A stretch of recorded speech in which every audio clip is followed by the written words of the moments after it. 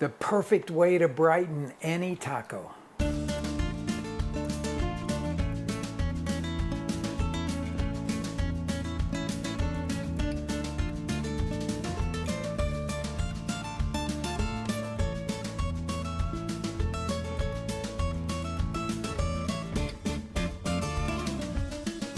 Welcome back to my kitchen, everybody. Yes, I am wearing gloves for this next page in our taco manual, which is to make one of the most classic accompaniments. You couldn't call it really a salsa, it's more like a relish that you can find in almost all taquerias these days. It is sliced white onion with habanero, chili, lime, salt, little Mexican oregano. It is dynamite. Yeah, really dynamite, because it really is a very spicy thing, which is one of the reasons I'm wearing these gloves to start with. Okay, so we are working here with habanero chilies, one of the spiciest chilies known to man. And to work with them, I'm going to cut this open, and then I'm going to pull out the stem and seed pod, discard that part of it.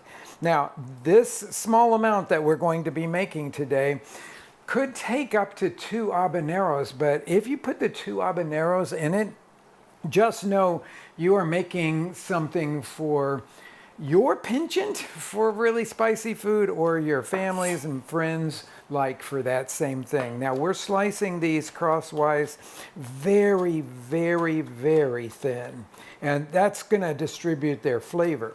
Now, when we talk about chilies in Mexican cooking, in Mexico, they don't talk about the heat first. They talk about the flavor first. In the United States, we're always talking about, oh, that gave a kick. Well, it's supposed to give flavor first and foremost, and that's what people really love about habanero chilies, is that they have this great fruity flavor.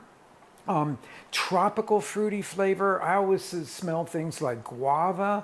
You could sort of imagine strawberries in their flavors, mango perhaps. I just think they're absolutely the most delicious of the fresh chilies if you're looking for something that has a lot of aroma and a lot of really beautiful flavor. So I'm going to throw those into the pan here, the bowl I should say, and then I'm going to ditch these guys.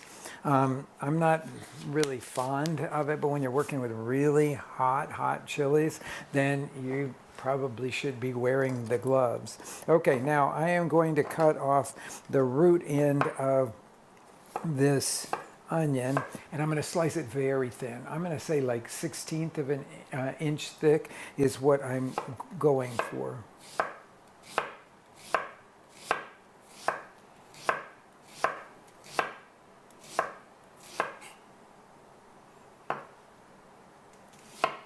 This is a really good place to talk about hand position in slicing, because I'm slicing really thin. So I've got claw grip on the left, of course, like that, and I'm working with my knife directly up against my knuckle there.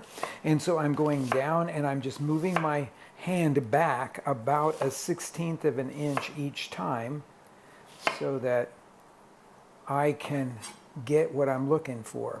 Now I'm going to do the last little bit of it like this, because it's too topply to try to finish it off that other way.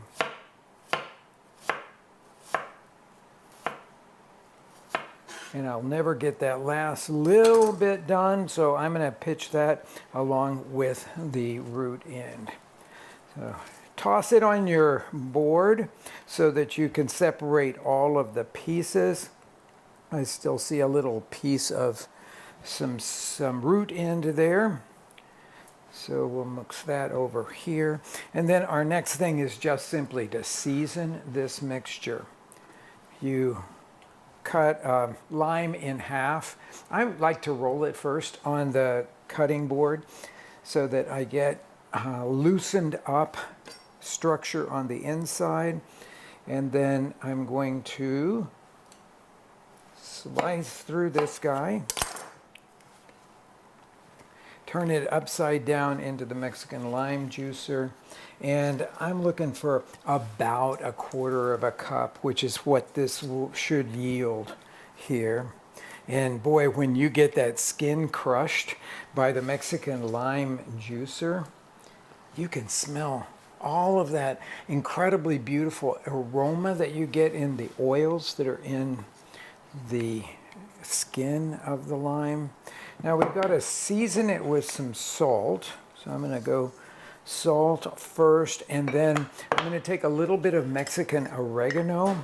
This is one that I bought at the Mexican market, so it comes in whole leaf form.